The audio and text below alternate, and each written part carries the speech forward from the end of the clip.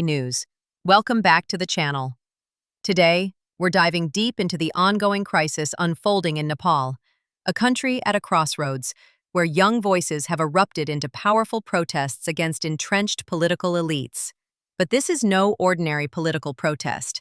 It is a cultural upheaval led by Gen Z, fueled by social media and challenging the very fabric of Nepalese power.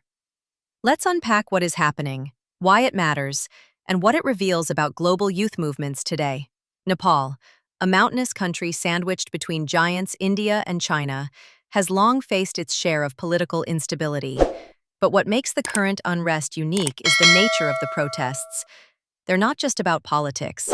They're about identity, justice, and breaking away from generational cycles of corruption.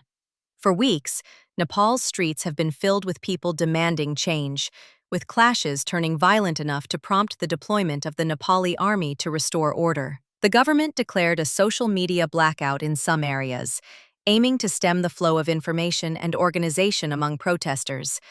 But even that could not stop the movement. The immediate trigger? A controversial decision by Nepal's ruling elite is perceived as nepotistic and disconnected from ordinary citizens. The term Nepo kids has entered the discourse, describing the children of political families who dominate key institutions and business sectors. Young Nepalis, especially from Generation Z, have taken to the streets and online platforms to demand transparency, accountability, and an end to favoritism that has held back real progress in their country. Gen Z, the heart of the movement. The protests are unique because of who is leading them. Unlike previous generations, Nepal's youth have grown up with smartphones and social media, giving them tools to organize quickly, share their stories, and spread their message globally. Gen Z activists are challenging not just leaders, but the social system that lets Nepo kids thrive at the expense of meritocracy. They are fueled by frustration over rising unemployment, economic disparity, and a lack of meaningful opportunities. This generation uses viral social media campaigns, hashtags, and video content to mobilize support, overcoming government censorship attempts. According to recent reports, the lifting of some social media bans did not quell protests, showing how deeply the anger runs beyond just digital organization. As the protests intensified, the Nepali government deployed the army on the streets, a sign of how serious the unrest has become. The military's involvement aims to restore order, but it has sparked concerns about escalating violence and human rights abuses. Soldiers have been seen patrolling protest hotspots in Kathmandu and other cities. Clashes between demonstrators and security personnel have become more frequent and deadly. International observers and media report fears that a prolonged military presence could worsen tensions.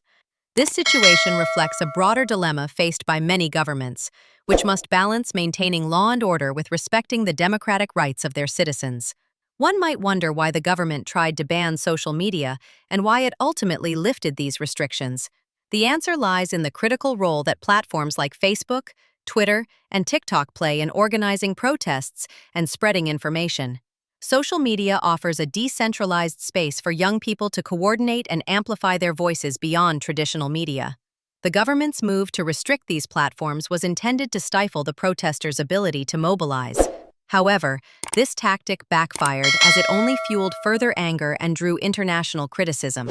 Even after the ban was lifted, protesters continued, saying their fight is about systemic change, not just access to digital tools. Nepal's unrest mirrors a global trend of young generations stepping up to challenge entrenched political systems. From Chile to Thailand, young people are demanding more than symbolic reforms. They want true justice, equal opportunity, and governments that serve their citizens rather than elite families. For Nepal specifically, the crisis reveals deep dissatisfaction with the status quo and an urgent need for political reform. It has put pressure on political parties to address issues such as nepotism, economic stagnation, and corruption. Gen Z's activism may influence neighboring countries, showing the power of youth movements in holding governments accountable. The story of Nepal's protests is still unfolding. Will the government heed the call for change? Can the army's involvement be a temporary measure, or will it deepen the divide? And most importantly, What role will the young activists play in shaping Nepal's future? One thing is clear. This is a moment of awakening for an entire generation, determined to break free from outdated networks of power. Thank you for watching UPA News. If you want to stay informed about global and geopolitical issues like this, hit that subscribe button and turn on notifications. Drop your thoughts and questions about Nepal's